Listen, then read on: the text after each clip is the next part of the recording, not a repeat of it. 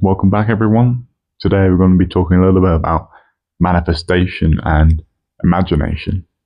This question of how we create realities in the moment with just our mind. What sort of thoughts do you have to open up? Um, I feel that that's just a very interesting topic to talk about, especially in the context of a relationship, because the alignment speaks more about two individuals coming together and talking more about manifestation. I feel that a lot of people get stuck in this one centered, limited perspective of life, and there are different layers in which you can unlock different realities. And to unlock different realities, what needs to be done is you need to have a perspective change. You're looking at the same object in the same way, and hence your reality really isn't shifting. So, yeah, I want to know how you have so far shifted realities or maybe manifested something. I love talking about manifestation. Yeah, but I want to know. Yeah, no, I guess in general, I'm more conscious of my subtle beliefs and assumptions that I have about the way reality is going to go, and how that will then sort of inform and bias and prejudice the sort of my perception in some ways. One thing I've been thinking about is how with imagination we can both create desirable as well as undesirable realities for Yeah. ourselves. And particularly in the situation of relationships, I've found that it's I don't know how consciously I manifested this. I suppose, if anything, my relationship with you has sort of helped to purge a lot of Remnants. remnants or past experiences, past sort of expectations, and that has allowed me to sort of see you clearly as you are, as opposed to sort of how I perceive you to be. Because I think in a lot of relationships, particularly in the initial stages, sometimes people can get, like you said, sort of stuck in their own rigid perceptions of the other person, and that sort of sets up a barrier towards them truly bonding and trusting and empathizing with the other person. So I think that's a very important thing to think about. What are our rigid perceptions, which are, having a powerful effect in creating the sort of reality that we experience? You see, a lot of people have these biases and prejudices and assumptions about reality, and they're so strong that they do eventually create the reality that they're prejudiced to seeing, and then that confirms their prejudices, isn't it? Right? Yeah, it's called self-fulfilling prophecies. You're right. Exactly. Yeah. But I think, particularly in the case of relationships where people can fall into these camps of thinking, oh, all men are like this or all women are like this. And then it's a trap. Yeah, it's a trap. It's a trap. It's a trap. And it sort of leads to the situation where people will only seek information or data that confirms their biases. They don't want to be truly open to seeing reality as it is. But what sort of thoughts do you have on all those stuff? Yeah, I think that there's a certain level of general openness that one needs in order to have a healthy partnership of any kind. It can also be friendship. It doesn't always have to be romantic or in this romantic context. I like talking about all relationships because they have the same fundamental base, right? It can be a different flavor, but the base of the cake is always the same. And I feel that without that kind of perspective of being open, of learning about the other person and, being curious about them is definitely a lot more beneficial. Because if we make opinions, right, the thing with us humans is that we tend to believe our opinions to be right or wrong. That's just how your brain works. But the thing is that if you try not to be judgmental, or if you try not to have a fixed opinion about something or someone, it could be anything, right? If it is not fixed, you're introducing this level of flexibility, right? And in that flexibility is where magic happens. You get to see the person for who they are without you interfering or you thinking about them like, oh, this person is this particular way. But if you remove that judgment, like that little belief sector there, then you introduce this level of just like, oh, I don't know how this person is. And starting off with a place or saying things like, I don't know, is a very good start, because that is more honest. Our opinions are not always accurate, or they don't always match reality. So I think the best thing to do here is to always be curious and not be 100% certain, like, oh, I really know this person.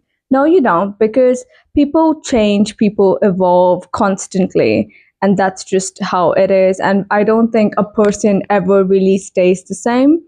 And that leads me to go deeper into this topic of like, you know, how people say that, oh, you've changed, or, you know, you're not the same person. I knew, especially in the context of relationships, like you think you know your partner and the next day they're very different, or they like different things and they want different things.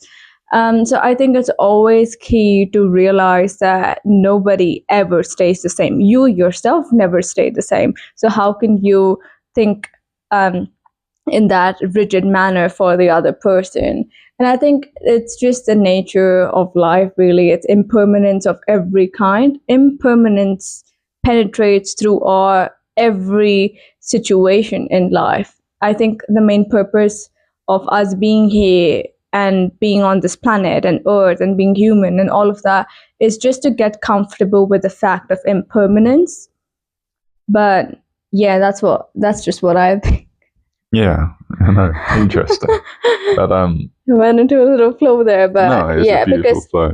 And but I wanted to sort of add on a little thing about this idea that comes from Zen, the idea of beginner's mind. yes, Which is, I think, it's a perceptual attitude that we can apply to many different aspects of our life, in particular, relationships.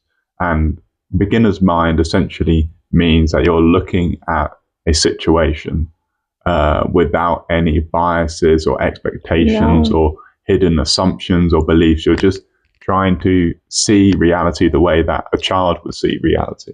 A child who hasn't been conditioned or traumatized by reality, someone who is playfully curious and playfully open. I think that's a beautiful thing to take into your relationships, to be playfully curious about who is this person in front of you. And to do that, you have to really see with a very silent mind.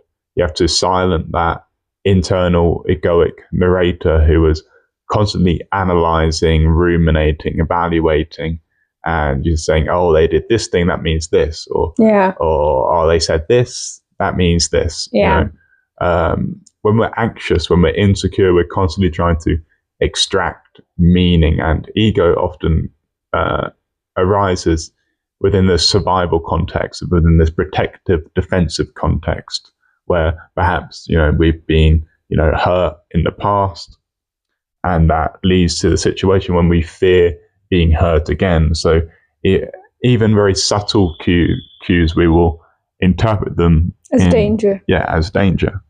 And that's the root of trauma or PTSD. And it's where our experience puts us into the survival state, and we find it very difficult to trust, to open up to reality again. Because opening up to reality requires that you trust reality. But a lot of people have been conditioned and believe that they can't trust reality anymore. So I think as a sort of a final sort of segment, we should talk about how do we develop that sort of trust in reality that allows us to open up, to sort of transcend our limiting biases and prejudices, to then be able to, to see reality like a curious child again. Yeah. I feel that, yeah, there's a lot of ways where people can start integrating trust. That is a journey of healing. You don't stay in trauma, you get out of trauma and you heal.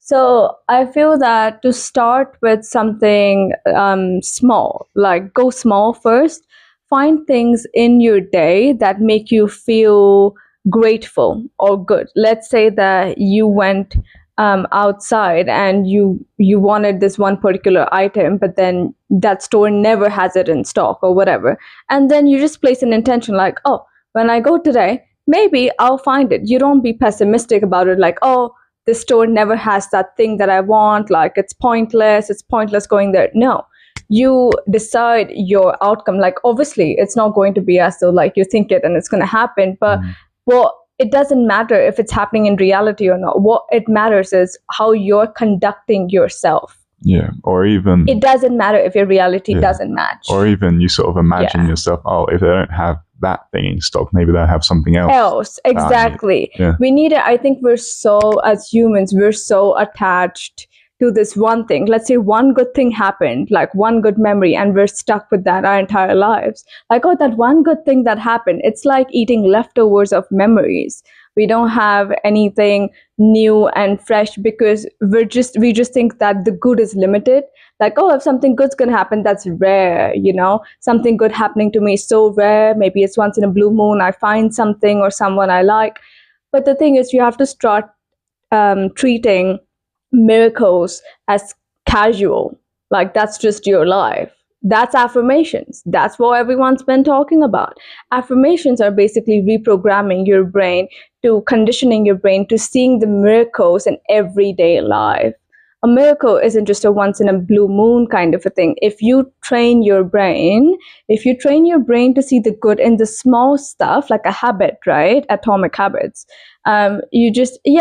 You train your brain to go from small bits into more bigger and bigger and better outcomes. So I would definitely say find at least 5 things or maybe 3 things that you're grateful for, and your brain is basically training to pick up on, oh, I liked this.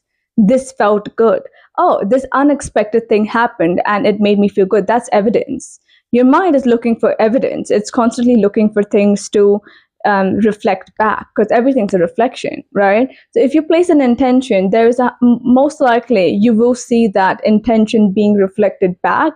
The nature of this intention, though, has to be positive, because if it's negative, it will reflect back. The job of reality is only to reflect back. It is our job to determine and pick and transmute, like, oh, I want this going in this direction, which is positive, or that direction, which is negative. Everything reflects back.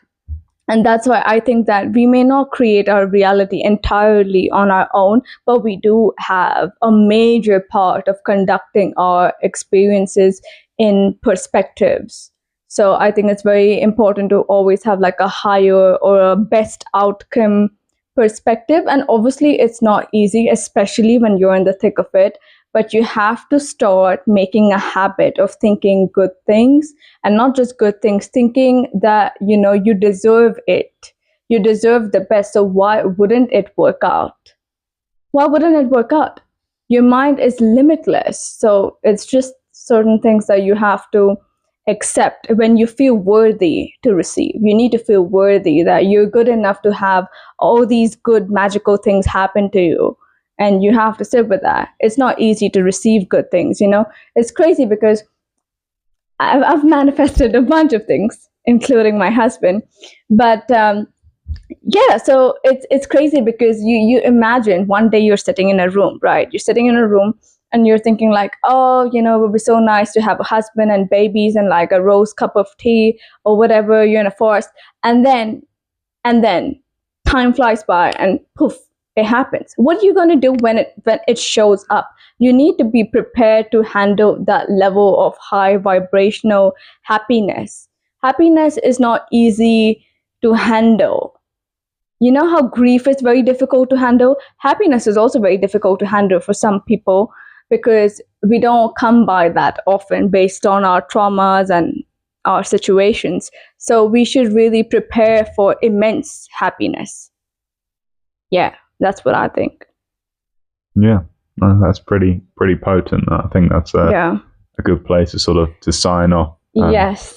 There's a lot of, very dense and deep information that people can chew on, I suppose. And little chew toys. Yeah. And we'll pick it up next time where we talk about the deeper architecture of manifestation and reality creation, which does very much rest within our imagination, within the things that we attend to, the beliefs that we have about reality, and that building that all together to create a life that is more harmonious and peaceful and happy. Ultimately, that's all we want most of the time, is to feel this sense of meaning and fulfillment and peace in our natural affairs. And often people think that when they achieve various material conditions that they'll be happy. No, but it's not about the external, it's about the internal transformation, right? Yeah. And I think that's that's a good place to sign off there, I suppose, before we go on another tangent for like 5-10 minutes. But I hope that's been good and interesting and insightful. And we'll wish you all well. Yeah, we'll see you the next time. Stay tuned for next time. Goodbye, everyone.